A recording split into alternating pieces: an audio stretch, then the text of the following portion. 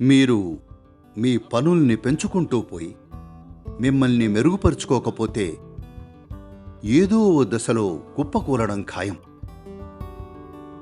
మీరు మీ పనుల్ని పెంచుతున్నట్లయితే తప్పనిసరిగా మిమ్మల్ని మెరుగుపరుచుకోవాలి.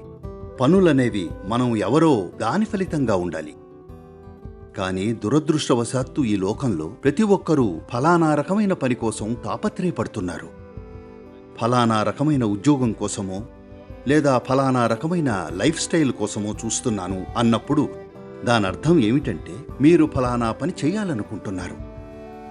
దానికి తగినట్టు ఎదిగారో లేదో చూసుకోకుండానే.